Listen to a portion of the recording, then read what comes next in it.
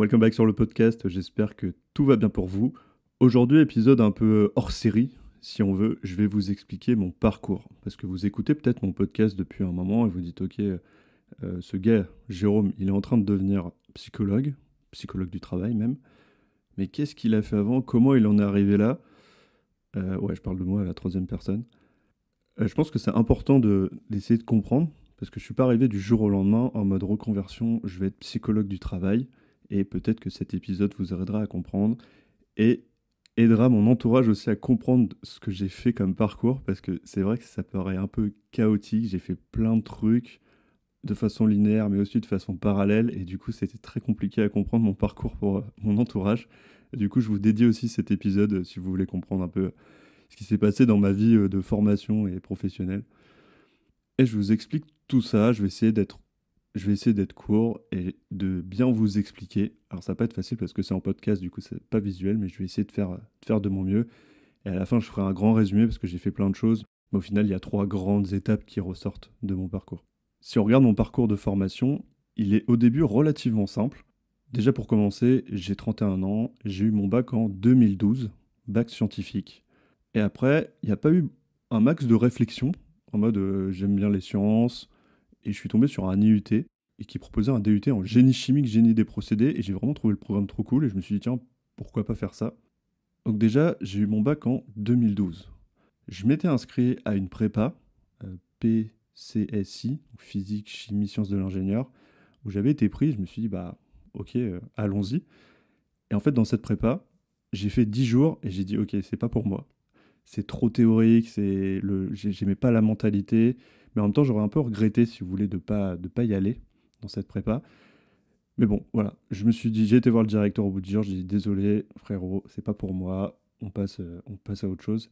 Et en fait, en parallèle, j'avais quand même fait des dossiers dans d'autres IUT et fac, je pense.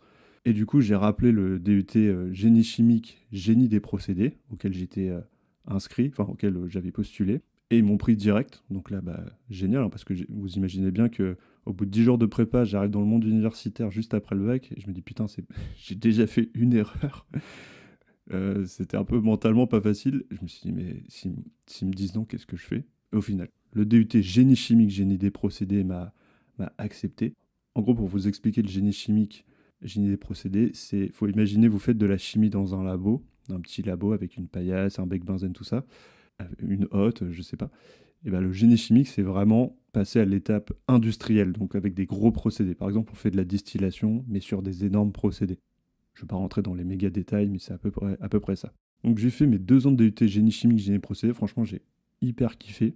Et ensuite, j'ai fait un dossier pour aller à l'INSA. Alors, petite anecdote, j'avais déjà postulé à l'INSA au niveau du bac, mais ils ne m'avaient pas pris. Ils m'avaient dit, on attend les notes du bac. Il y a eu les notes du bac, ils ont dit, non, on ne vous prend pas. J'ai fait, ok, c'est pas grave. Je fais mon DUT, je me dis, je reviendrai. Du coup, je repostule à l'INSA. Et là, j'ai postulé à deux options. Il y avait l'option chimie et il y avait l'option maîtrise des risques industriels. Chimie, j'ai fait un entretien avec eux et au final, ils m'ont pas pris et je les remercie. Et sur dossier, par contre, en maîtrise des risques industriels, j'ai été retenu sans entretien. C'était vraiment le dossier. Et au final, j'ai été refusé en chimie. Je me suis dit, bah, peut-être que c'est un signe aussi. Ils ont vu que j'avais pas le niveau en chimie. Et honnêtement, je les remercie beaucoup. Et du coup, je suis parti pour 3 ans en ingénierie de la maîtrise des risques industriels. Pour vous expliquer très rapidement, la maîtrise des risques industriels, en gros, le métier, c'est de protéger les entreprises, les industries, pour pas qu'elles s'enflamment, qu'elles explosent, qu'elles rejettent des produits toxiques. Je vous fais quelque chose de très schématique, mais en gros, c'est ça. Donc, 3 ans, pareil, j'ai pas trop. Donc j'ai fait mon DUT, mais 3 ans d'INSA sans trop. J'étais un peu sur, j'appelle ça l'autoroute du soleil. J'étais pas dans une méga réflexion de. Je trouvais ça cool, j'étais là, je kiffais ce que je faisais, pas de problème. J'ai fait mon Erasmus en Finlande pour terminer les études et j'ai fait mon stage ingénieur en déménageant à Lyon dans un bureau d'études en maîtrise des risques industriels. Donc là, pour l'instant, on est dans un parcours très presque idyllique, presque parfait. Et j'ai fait mon stage et j'ai été embauché. Et pendant ce stage, vous allez voir que c'est important, j'ai créé des e-learning, des petites formations sur les atmosphères explosives, c'était, on peut dire, ma spécialité, et sur le risque incendie. Donc en gros, je n'y connaissais rien en pédagogie, mais le projet de cette société, c'était de créer une formation asynchrone pour expliquer aux nouveaux arrivants comment ça se passe, latex, qu'est-ce qu'il faut savoir en gros, hein. C'est une formation. Et du coup, ça m'a pris 6 mois de faire ces deux trucs-là. Et retenez bien ça, j'ai fait déjà du e-learning. Et ensuite, je suis passé en mode ingénieur CDI, bureau d'études, maîtrise des risques industriels. Et donc là, j'allais faire des missions dans des entreprises. Ça pouvait être des centrales nucléaires, des sites pharmaceutiques, enfin, il y a plein de choses. Et en gros, le but, encore une fois, c'était de protéger les entreprises, notamment pour pas qu'elles explosent ou qu'elles s'enflamment. Ça, c'était un petit peu mes spécialités, la spécialité ATEX. Et là, j'ai dû faire 1 an, 2 ans, où ça se passait relativement bien. Et c'est là que je suis un peu sorti de l'autoroute du soleil. J'ai commencé à me poser des questions. Je me suis dit, ok, le métier est cool, j'aime beaucoup le domaine de la maîtrise des risques, le domaine de la prévention, de la maîtrise des risques industriels, mais la réalisation, faire des documents Word me faisait pas ultra kiffer. C'était pas créatif, et je pense que j'ai un besoin de créativité. Et du coup, je commençais à me dire, ça va pas, qu'est-ce qui se passe? Et pour la petite anecdote, je pensais pas du tout que c'était vraiment professionnel à la base. C'était un peu une réflexion c'est un peu la crise des 25 ans. Et je me suis dit, bah, c'est normal. Et une de mes premières recherches Google, c'était vraiment crise des 25 ans. Et petit à petit, en fait, je suis tombé sur les concepts de bore-out, donc en gros, s'ennuyer au travail. Et j'avais plus cette petite flamme, si vous voulez, qui m'animait. Et là, je suis tombé dans les concepts de reconversion professionnelle. Et ça, c'est des choses que j'avais pas du tout vues avant, parce que quand on fait ses études, on a eu le bac, on fait ses études, en fait, la reconversion professionnelle, évidemment, c'est pas vraiment un sujet, surtout quand les études se passent bien. Et là, j'ai commencé à tomber dans cette réflexion, même du mal-être au travail, parce que vraiment, je me sentais pas très bien. Alors, j'étais pas en arrêt maladie ni rien, mais je sentais ouais, c'est un peu cette boule dans le ventre, qui est petite boule noire, pas forcément dans le ventre, mais quelque chose qui flotte, en fait, vous n'êtes pas bien. Et j'ai vraiment ressenti ça, un peu le mal-être au travail. Et je me suis dit, en fait, il faut que je change, que je trouve un métier plus, peut-être un poil plus créatif ou plus technique, ou enfin voilà. Ça n'empêche pas que j'aime bien le métier d'ingénieur en maîtrise des risques industriels et surtout le domaine de la maîtrise des risques. Je trouve ça vraiment fascinant. Mais il fallait que je change. Du coup, c'est là que ça va être une partie compliquée. Parce qu'en gros, j'ai commencé, en parallèle de mon métier d'ingénieur, parce que j'ai pas démissionné, j'ai commencé à faire une formation de développeur web, parce que je me suis dit, let's go, c'est un métier technique. Quand vous faites un site web, par exemple, et je sais pas, le bouton il marche pas. Vous changez la couleur d'un bouton de rouge à bleu. Bon, je vous donne des exemples très bateaux, mais en gros, votre travail est visible directement. Tout le monde peut voir votre travail. D'ailleurs, si vous créez un site web, vous le partagez, voilà, vous pouvez montrer ce que vous avez fait, ce qui n'était pas le cas avec mon ancien métier, quand on n'est pas dans le domaine, c'est très flou. En gros, au-delà d'expliquer que je protégeais les entreprises contre les atmosphères explosives, que j'allais faire des visites de sites, que je faisais un rapport, c'était pas facile à expliquer. À l'inverse, le mode de développeur était beaucoup plus facile, en gros, je crée des sites web. Je le faisais en gros, mais c'était un petit peu cette idée. Et cette formation m'a pris 2 ans en tout. Et en parallèle, je voulais vraiment quand même sortir du mode ingénieur et me dédier totalement à développeur. Mais ça n'a pas été facile de sortir de l'entreprise. J'avais proposé une rupture conventionnelle qui n'avait pas été acceptée. On m'a dit, Jérôme, tu fais du très bon travail, pourquoi je te virerais? C'est un peu bizarre comme sentiment parce que vous êtes partagé entre je suis fier d'être un bon salarié et en même temps j'ai envie de partir. Donc, non, je suis fier de mon travail et en même temps j'ai besoin de partir. Et l'entreprise ne comprenait pas. Et en fait, j'ai reproposé quelques mois plus tard, un peu grâce au Covid, parce que genre, je suis parti au niveau pendant le Covid, donc un peu, un peu ambitieux. Mais en gros, j'ai dit, voilà, là on perd du chiffre d'affaires, tout ça. Moi, vous savez que j'ai un projet de reconversion, j'ai envie de partir, tout ça. J'ai reproposé, en gros, ça a été accepté. Et du coup, je suis arrivé au chômage pendant le Covid, en 2020. Et du coup, pendant cette période de chômage, c'était le Covid et j'étais à fond sur la formation. En gros, je me suis pas ennuyé pendant le Covid, comme c'est le cas pour plusieurs personnes. Je faisais, je sais pas, peut-être pas 30 heures quand même pas, mais entre 20 et 30 heures de développement par semaine. Et franchement, personne ne me poussait, c'est moi qui finançais la formation. J'avais pas non plus de deadline. Et je trouvais ça bien, cette formation de développeur. Je trouvais ça un peu dur. J'aimais bien, mais je trouvais que c'était peut-être un poil trop technique pour moi. Parce que c'est quand même faut être hyper logique. Je suis scientifique, mais je suis pas non plus hyper logique au sens informatique en tout cas. Et ça a été quand même un peu long de finir mon diplôme. Et là, en fait, en parallèle de ce diplôme, donc je suis au chômage. Et au chômage, mon conseiller, il me dit, qu'est-ce que vous voulez faire tout ça? Je dis, je fais une formation de développeur. Après, si on peut financer une autre formation, moi, ça me va, pour quand même prendre au moins des connaissances. Et du coup, on a essayé de monter un dossier, tout ça, qui n'a pas été accepté parce que quand vous êtes déjà bac plus 5, vous n'êtes pas prioritaire, ce que je comprends, ce qui n'est pas très pratique, mais bon, je comprends. Et en gros, mon dossier n'avait pas été accepté. Je continuais toujours ma formation de développeur, mais je voulais en faire une autre. Et du coup, un jour, et là je remercie pour le coup Pôle emploi à l'époque, qui m'a envoyé un mail, et je tombe sur une formation de Digital Learning Manager.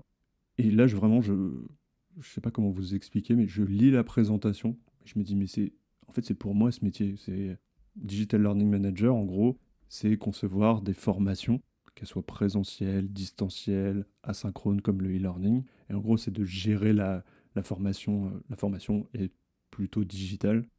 Et je me suis dit, mais c'est génial. Vraiment, j'ai lu la page, je me suis dit, waouh, incroyable. Et je me suis dit, attention, parce que la formation est toute récente. C'était pour la deuxième promo de cette formation qui n'existait pas avant, qui s'appelle Le Bahut. Et du coup, franchement, à l'époque, je croyais vraiment à une arnaque. Je me suis dit, c'est trop beau, c'est pas possible.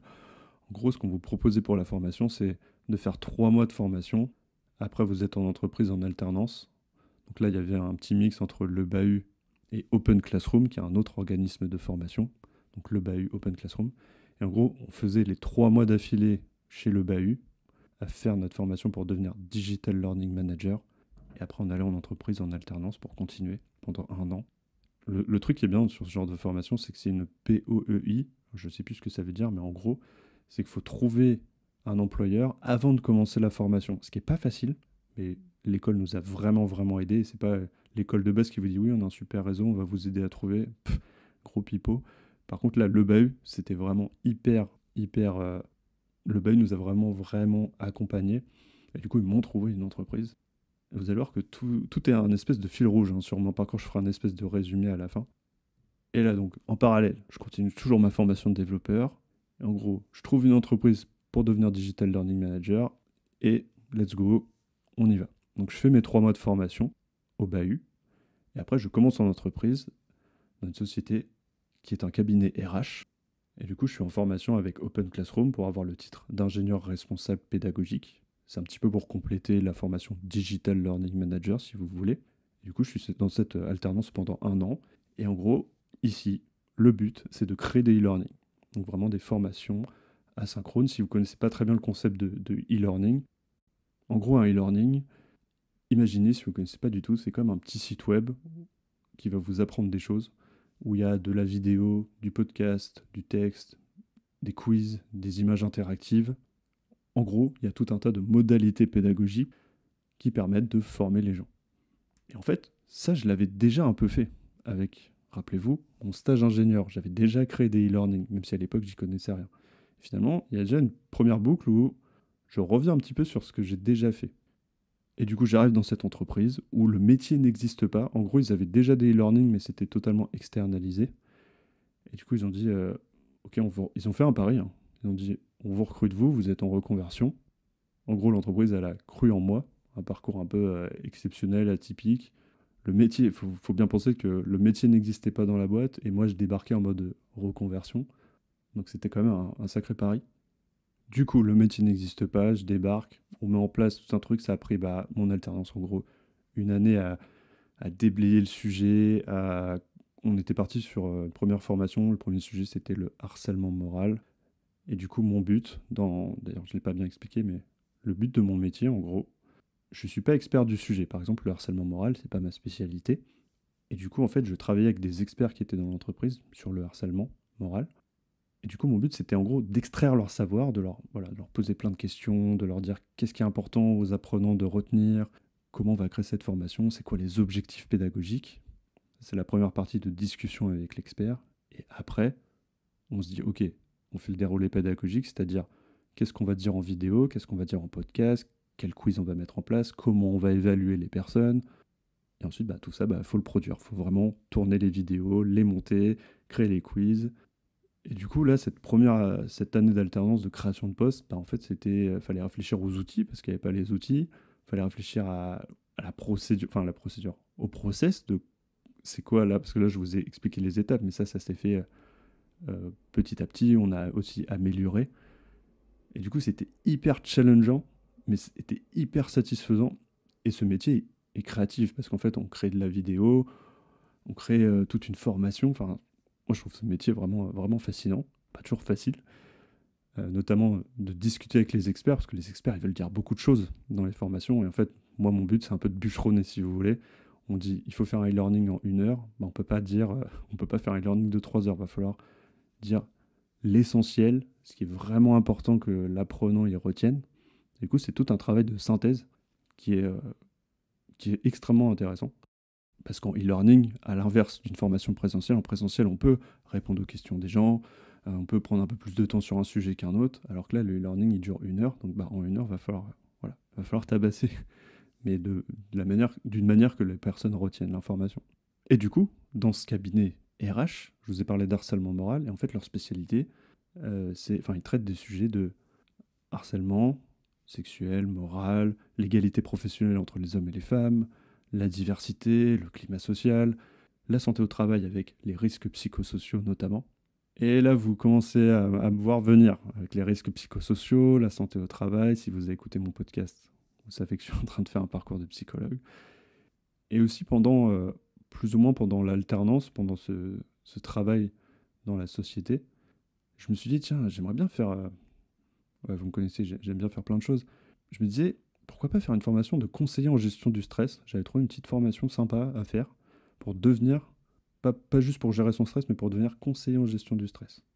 Là, on est sur un premier pas en mode, j'aimerais bien accompagner les gens. Bon, en gros, je me suis dit, tiens, je vais faire cette formation de conseiller en gestion du stress, j'utilise mon CPF. Voilà, c'est une petite formation, ça doit durer peut-être 2 mois en gros. J'aime bien, j'ai obtenu mon diplôme, pas de souci. Et je me suis dit, ah, il manque quelque chose quand même. Cette formation, elle est bien, je pourrais l'appliquer, aider les gens à gérer leur stress. Mais je me suis dit, il manque quelque chose. Et en fait, depuis 1 année, en gros, je travaille avec des psychologues du travail. Et vraiment, toutes les formations qu'on était en train de créer, ça m'a, je dirais pas ouvert les yeux, mais je me suis dit, mais ces sujets sont vraiment exceptionnels, parce que j'y connaissais rien, hein. Tout ce qui est handicap, égapro, harcèlement, risques psychosociaux, c'était des sujets inconnus pour moi, ou quasiment inconnus. Et du coup, en discutant avec ces psychologues de travail, je me dis, mais franchement, pourquoi pas devenir psychologue? Alors là, évidemment, je vous raccourcis tout, mais ça en est suivi beaucoup de réflexions. Je me disais, ah, est-ce que je dois devenir coach ou psychologue? Et bon, ça a été très compliqué. Au final, je me suis dit, non, mais pars sur un diplôme validé par l'État, qui n'est pas un titre professionnel, mais qui est vraiment un diplôme. Et je me suis dit, non, mais pars sur psychologue. En gros, quand on est coach, on ne peut pas être psychologue. Par contre, l'inverse est beaucoup plus facile. On peut être psychologue et après faire une formation de coach. Enfin, c'est beaucoup plus simple. Et puis voilà, c'est quelque chose qui m'intéressait. Donc en gros, c'est le fait d'être Digital Learning Manager dans le cabinet RH et de travailler avec des psychologues du travail qui m'a donné envie de devenir psychologue. D'ailleurs, je fais une mini boucle, mais à mes 18 ans, donc au niveau du bac, je m'étais dit pourquoi pas devenir psychologue. Au final, j'ai fait ingénieur et je regrette pas du tout. Mais vous voyez que cette idée, elle était déjà un petit peu dans mon esprit, même si à l'époque, psychologue pour moi, c'était très très flou comme métier. Mais voilà, ça existait déjà. Le Jérôme qui avait 18 ans, il y avait déjà pensé. Et du coup, là, en gros, je postule à l'IED de Paris 8. L'IED, c'est l'Institut d'enseignement à distance de Paris 8. En gros, c'est une fac, mais à distance. Et en gros, là, c'est premier arrivé, premier servi. En une fois, du coup, j'ai réussi à candidater et être accepté. Donc vraiment, il n'y a pas eu d'année d'attente ni rien. Et je me suis dit, ok, ça c'est une année test. Tu fais ta première année de licence, tu regardes, ça te plaît pas, est-ce que c'est trop dur, trop long, trop... Et en fait, au final, bah, j'ai kiffé. J'ai vraiment, vraiment kiffé la première année. Et je me suis dit, bah vas-y, hein, enchaîne, hein. Je crois qu'on part vraiment pour devenir psychologue. En gros, pour être psychologue, il faut avoir une licence et un master de psychologie. Et je me suis dit, bah allez, hein, bah, tu pars pour 5 ans. Et franchement, c'est pas facile parce qu'au début, on se dit, c'est une montagne le truc. Vous imaginez 5 ans d'études. Mais par contre, j'ai mon travail à côté, mais je commence à réduire mon temps partiel. Je suis passé de 100% à 80, puis à 50, puis à 40. Je pourrais faire tout un épisode en expliquant comment j'ai pu faire ça parce que si j'avais été tout seul en tant que Digital Learning Manager, ça aurait été impossible parce que j'aurais dû tout gérer et il faut être au moins à 100%. Et du coup, on a commencé à recruter un alternant, on a réussi à faire un CDI, etc. Du coup, il y a une équipe qui s'est formée et moi, j'ai pu réduire mon temps petit à petit. Et l'entreprise était justement assez ouverte pour dire, bah ok, Jérôme, on voit ton projet, on peut tester du temps partiel. Mais vous voyez que ça s'est fait graduellement. Je ne suis pas passé de 100 à 40, j'ai fait 100, 80, 50, 40%. Et du coup, j'avais en gros, si je vous le schématise, en gros, le matin, je suis salarié et l'après-midi, je peux faire mes cours et faire d'autres choses aussi. Et donc effectivement, j'ai fait d'autres choses à côté parce qu'il y a le côté aussi salariat qui m'énervait. Je me suis dit, tiens, pourquoi pas faire freelance aussi en parallèle. Et du coup, j'ai mon ancien directeur, qui m'avait justement recruté mais qui était parti, avait une mission, quand même une grosse mission. Et m'a dit, bah, est-ce que ça te tente En gros, tu es en concurrence avec d'autres gens. Je dis, ok. Et du coup, j'ai fait un devis qui est passé, on a rediscuté tout ça et qui est passé. Une grosse mission, ça m'a pris, je crois, 1 an et demi à faire. Hein, donc, c'était 1 an et demi ou 2 ans, enfin très long. Et du coup, j'étais vraiment freelance e-learning où j'ai fait à peu près la même chose, des vidéos, des quiz, des podcasts, etc. Mais j'ai fait ça sur un sujet qui était totalement différent de la santé au travail ou de la qualité de vie et des conditions de travail. Là, je travaillais sur tout ce qui est product manager, product owner, comment on conçoit un produit digital dans une entreprise. Bref, très intéressant. Vraiment, c'est un des sujets que je kiffe aussi. Mais ça n'avait vraiment rien à voir. Là, j'étais en mode freelance digital learning. Je suis capable de faire un e-learning, peu importe le sujet. Parce qu'encore une fois, je ne suis pas expert du sujet, mais je suis capable de prendre l'expert et de lui extraire son savoir, en gros, et qu'on fasse la formation ensemble. Bref, ça, je le fais toujours à côté, d'ailleurs, pour l'instant. Et pour revenir sur la psychologie, pour essayer de presque boucler la boucle, je viens de terminer ma licence. Vous avez écouté tous les épisodes d'avant, donc vous savez toutes les étapes. J'ai fait mes 3 ans de licence, à peu près 14 de moyenne, donc très content. On peut considérer, je crois plus qu'il y a de mention, mais on peut considérer que c'est la mention bien. J'en suis très très fier. Donc j'ai réussi à faire ces 3 ans, ça n'a pas forcément été toujours facile. Et du coup, là, cette année, j'ai postulé en master. Et pareil, les masters, c'est une sacrée guerre. Il y a une grosse concurrence. Quand on ne connaît pas du tout les études de psychologie, on ne sait pas, mais il y a une grosse concurrence, notamment en psychologie clinique. Les cliniciens, c'est les psychologues que tout le monde connaisse. Moi, je me suis mis sur le secteur de la psychologie du travail, qui est un poil moins concurrentiel, mais attention, il faut quand même avoir un bon dossier aussi. Et du coup, j'ai été accepté au master psychologie du travail et des organisations de Lyon 2. Je vous expliquerai tout ça. Bien sûr, je continue ce podcast en vous expliquant comment je vais devenir psychologue du travail, en vous expliquant la rentrée, chaque semestre, c'est quoi les cours, le temps passé, bref. Je vous explique tout ça, parce que là, on passe d'un mode licence de psychologie en distanciel, qui est un certain mode de fonctionnement, à un master en présentiel. Et du coup, d'ailleurs, vous pourriez me dire, mais Jérôme, comment tu fais un master en présentiel parce que tu travailles toujours en tant que Digital Learning Manager? Effectivement. Et du coup, c'est là où mon parcours, avec 4 ans de recul dans la société, où je parle souvent de mon projet, je- j'ai beaucoup discuté avec ma manager, la RH, l'entretien professionnel, tout ça. Et au final, on a décidé d'une rupture conventionnelle avec cette société. Et du coup, je vais toucher une partie du chômage au moment où je vais commencer mon master. Mais je vais quand même continuer un tout petit peu à être freelance pour eux. Et en gros, je vais être freelance pour eux de septembre à décembre, donc sur le premier semestre du master. Et en même temps, avec le chômage à côté. Et du coup, toutes les planètes se sont un peu alignées parce que j'aurais pu ne pas être pris en master. J'aurais pu ne pas avoir la rupture conventionnelle au moment voulu. Enfin bref, les planètes se sont quand même alignées vers la fin. Et là, mon parcours devient plus simple en mode je vais devenir psychologue du travail. Et là, je crois que je suis vraiment arrivé dans quelque chose qui me plaît vraiment. Mais vous voyez, ce parcours, il peut paraître compliqué, mais il l'est pas tant que ça. Parce que si on... Alors moi, je l'ai sous les yeux, mais en gros, je vous fais en trois morceaux. J'ai été ingénieur en maîtrise des risques industriels. J'ai été concepteur e-learning, digital learning manager. Et je vais devenir psychologue du travail. Mais si on le regarde autrement, j'ai fait ingénieur maîtrise des risques industriels, bah, c'est de la prévention. Alors là, c'est plus de l'entreprise, de l'industrie, tout ça. Ensuite, j'ai travaillé dans un cabinet RH sur le harcèlement, etc. Sur le harcèlement, le handicap, l'égalité pro, et la santé au travail. C'est de la prévention. Mais là, j'étais en mode concepteur e-learning. Et là, je vais devenir psychologue du travail. Et là, on est vraiment dans la prévention. S'il y a un mot à retenir de tout ce parcours, qui peut paraître un peu parfois chaotique, bah, en fait, c'est la prévention qui a le fil rouge. Et ça, c'est quelque chose de très important quand on fait une reconversion. Évidemment, il n'est pas venu comme ça d'un coup. Là, évidemment, moi j'ai du recul, mon parcours, je le connais, tout ça. Et je me suis dit un jour, mais en fait, le maître mot, c'est prévention. La prévention, elle est partout. Ce qui me fait dire que dans le futur, je vais devenir psychologue du travail. Je vais faire des missions de psychologue du travail, on va dire classique, faire des enquêtes RPS, des enquêtes QVCT, des enquêtes harcèlement, des formations, prévention, risques psychosociaux, enfin tout ça. Et en parallèle, je peux être créateur, concepteur e-learning. Justement, là, je vais pouvoir allier la prévention, la psychologie du travail, le digital learning pour créer peut-être quelque chose. En tout cas, ce qui est important quand on fait une reconversion, c'est de se dire les anciennes compétences, elles sont pas inutiles. C'est pas facile de se dire ça parce que quand on a fait 5 ans d'études, on peut se dire ouais, mais attends, on veut essayer de rentabiliser. Et c'est pas forcément évident dans sa tête de se dire ouais, je viens de faire 5 ans d'études, mais en fait, je fous à la poubelle. Alors en fait, déjà, on fout jamais vraiment à la poubelle. Que vous voyez, mon parcours d'ingénieur, il m'a permis de savoir faire de la gestion de projet. Et ce qui m'a été extrêmement utile dans le métier de Digital Learning Manager, parce qu'en fait, c'est c'est de la gestion de projet. Au-delà du côté créatif, c'est très très structuré.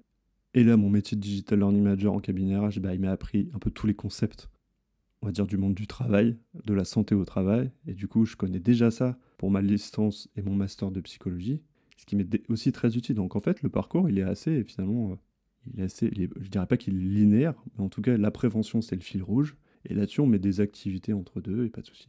Parce que des fois, une fois, une personne m'a dit, mais est-ce que psychologue du travail, c'est ton point final? Moi, j'ai envie de dire, mais il n'y a pas de point final. C'est, oui, je vais devenir psychologue du travail, mais ça n'empêche pas à côté de faire des missions de création e-learning, même sur d'autres sujets, et de faire plein d'autres choses. Et d'ailleurs, ça me fait dire que j'ai oublié, désolé, quelque chose.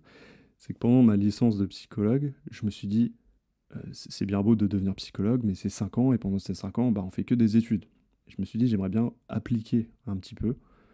Et du coup, j'ai fait une formation de consultant en transition professionnelle avec l'organisme Garance et moi. Je suis diplômé pour faire des bilans de compétences notamment. Donc du coup, je suis capable d'accompagner des gens en transition professionnelle. Parce que je me suis dit, j'ai besoin d'avoir quelque chose de pragmatique et qui fait gagner aussi de l'argent. Et parce que, encore une fois, 5 ans d'études, c'est beau, mais entre deux, il faut gagner un peu des sous. Et quand on est en reconversion, c'est pas le cas quand on est en début d'études, où là, je remercie grandement mes parents qui m'ont aidé pour l'appartement, pour la nourriture, tout ça. Clairement, je ne travaillais pas à côté de mes études quand j'ai fait le DUT et l'INSA. Et ça a été vraiment... Enfin, je me rends compte maintenant, mais c'était vraiment... les conditions étaient optimales pour réussir les études. Là, dans ma licence et mon master, bah, c'était plus compliqué parce que il fallait que je garde mon travail, que je diminue en temps partiel, ok, mais pareil, ça, c'est un coût financier. C'est ça, en fait, le problème avec les reconversions, c'est que bah, souvent, il faut du temps. Du coup, ce temps, bah, c'est souvent on travaille un peu moins, du coup, on gagne moins, du coup, on économise moins, et du coup, sur 5 ans, c'est là où ça devient un peu compliqué. Je ferai sûrement un épisode sur ça un jour, sur le côté un peu financier. Il faut bien retenir une reconversion sur 5 ans, bah, ça coûte des ronds, quoi. Et les conditions sont beaucoup moins optimales que quand j'ai fait mes études juste après le bac. Donc encore une fois, je remercie énormément mes parents. Merci à vous. Vous m'avez beaucoup aidé. Donc merci, je suis très très très reconnaissant. En fait, ce qui est compliqué dans mon parcours, c'est qu'à un moment, j'ai fait plusieurs choses en parallèle. En gros, il y a eu la période ingénieur, facile. Et c'est après où j'ai commencé à faire formation conseiller de gestion du stress. J'ai continué ma formation de développeur. J'ai fait le BAHU. En même temps, j'étais en alternance. Et là, ça a commencé à être un peu compliqué.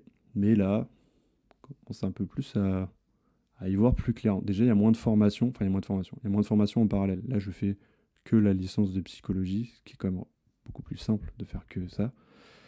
Et le master qui arrive. Et là, pendant les 2 prochaines années, je vais pouvoir me dédier quasiment, pas complètement, mais presque, à cette formation.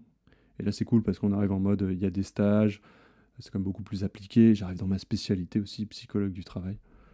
Donc je suis hyper heureux de faire tout ça. Et je vous raconterai bien sûr comment je vais devenir psychologue du travail.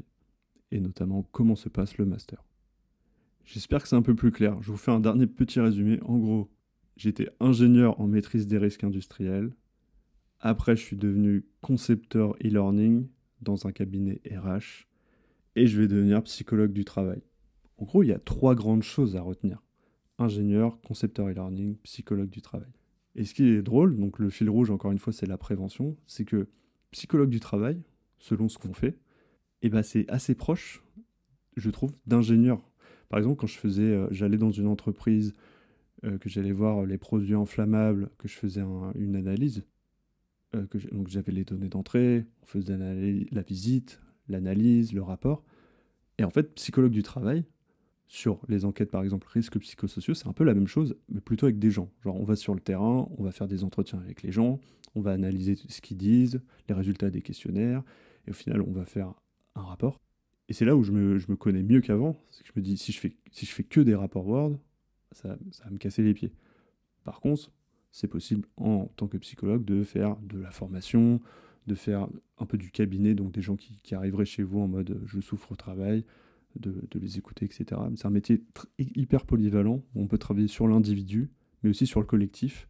Et le collectif se rapproche vraiment de mon métier d'ingénieur. En fait, tout est un petit peu lié. Maintenant, je sais faire de la gestion de projet, je sais faire des analyses de risque. Enfin bref, c'est finalement mon parcours est assez cohérent, sauf les formations qui ont été un peu chaotiques à un moment, mais c'est marrant parce que ça correspond au moment où je me cherchais, où je me suis dit, tiens, je vais être conseiller en gestion du stress, ah mais c'est pas suffisant.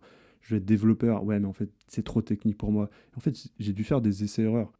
Et aussi, peut-être parce que j'ai pas fait de bilan de compétences, mais je sais pas si ça m'aurait aidé véritablement, parce que j'étais tellement persuadé que j'allais être développeur, c'est là où, si ça vous arrive, peut-être que vous êtes persuadé de faire un truc, discutez-en, prenez du temps sur le projet. Je sais que c'est pas facile à faire parce que moi, c'était un peu ma porte de sortie aussi du métier d'ingénieur. Je me dis, ah, faut que je sorte, faut que je sorte. Ah, développeur, ça va me permettre de sortir. Et en fait, je me suis mis à fond là-dedans. Et si j'avais fait un bilan de compétences à l'époque, je pense que ça aurait été développeur qui serait ressorti finalement parce que j'étais vraiment convaincu, persuadé à fond sur ce truc-là. Et finalement, on voit bien quelques années plus tard que c'est pas le cas et que je ne serai vraiment jamais développeur, même si j'aime bien bidouiller du truc, je ne serai jamais développeur. Voilà, je sais pas si c'est vraiment plus clair mon parcours, mais au moins vous avez à peu près toutes les étapes, mais retenez encore une fois, ingénieur, concepteur e-learning, psychologue du travail, le maître mot, la prévention. Donc, si vous vous cherchez, peut-être que vous écoutez ce podcast pour mille et une raisons, si vous voulez devenir psychologue, pareil, si vous êtes persuadé de vouloir devenir psychologue et que vous n'êtes pas encore en formation, bah, questionnez-vous, est-ce que vous voulez vraiment faire ça? Et des fois, on est convaincu d'un truc, puis au final, c'est peut-être être à côté de la réalité. Donc faites attention à ça. Dans votre parcours, si vous êtes en reconversion, trouvez le fil rouge. Il y a toujours un fil rouge. Alors, c'est pas forcément un seul mot, mais c'est en gros, j'aide les gens, ou j'aime construire des choses, ou enfin bref. Et des fois, ça s'exprime de différentes manières, mais en fait, il y a toujours un mot qui est là, en fait. Et évidemment, on peut faire plein d'exercices pour trouver ce fil rouge. Et aussi, pour terminer, en gros, l'idée principale qu'il faut retenir, c'est que le parcours, il s'est construit. Parce que là, je vous ai fait un résumé en 40 minutes de mon parcours. Mais en vrai, ça m'a pris, si on regarde bien, le bac, je l'ai eu en 2012, on est en 2025, bah, ça fait 13 ans. Ça s'est pas construit. Alors, ça a été un truc assez rapide parce que j'ai quitté le monde de l'ingénierie au bout de 3 ans. Mais ça fait 4 ans que je suis concepteur e-learning. En parallèle, je fais la licence et tout. Enfin, le parcours, il s'est construit petit à petit. C'est pas venu du jour au lendemain et je vous ai pas parlé de tous les questionnements de la reconversion. Je vais jamais trouver ce que je veux faire. Financièrement, ça va être chaud. Je sais pas si je vais réussir. Je sais pas si je suis au bon endroit. Enfin bref, il y a un milliard de questions, il y a un milliard de questions qu'on se pose en reconversion. Mais c'est le temps aussi qui permet de prendre conscience de qu'est-ce qu'on veut faire. On peut pas faire un truc du jour au lendemain. Et moi, je suis un peu comme ça, malheureusement. Je me dis non, mais c'est ça qu'il faut faire. Et j'y vais.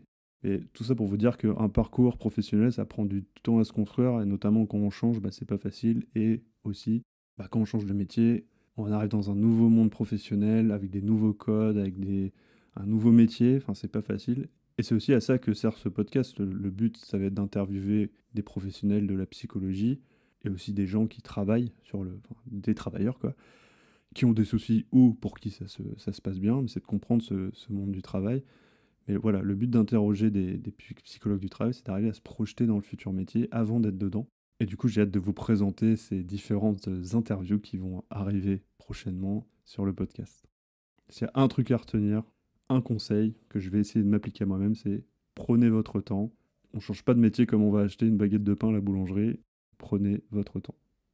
Et certaines personnes, on me l'a souvent dit, alors j'aime bien qu'on me le dise, mais on me dit ah, t'es courageux, ton parcours, c'est courageux ce que tu fais de faire la licence à côté, ton boulot, tout ça. Et c'est pas du courage. En fait, c'est juste que j'en ai besoin. Et effectivement, c'est pas facile tous les jours, mais c'est pas du courage. C'est juste que j'en ai besoin et je le fais, c'est tout. Mais bon, j'avoue, c'est toujours sympa quand quelqu'un vous dit ah, t'es courageux, c'est du courage ce que tu es en train de faire. Oui, oui, oui, bon, j'avoue, c'est pas facile, mais c'est surtout que j'en ai besoin. Voilà, c'est un épisode qui sort un petit peu de l'ordinaire, parce que je crois qu'à force de vous expliquer tout ce qui se passe dans ce parcours de formation de psychologue, je sais pas si je vous avais expliqué tout ça. Voilà, je trouvais ça important, intéressant, et comme ça vous me connaissez mieux aussi, vous dites ah ok, le gars débarque pas de nulle part non plus. Et du coup j'espère que toutes ces explications vous auront plu. Je vous donne donc rendez-vous dans un prochain épisode, et je vous dis à bientôt.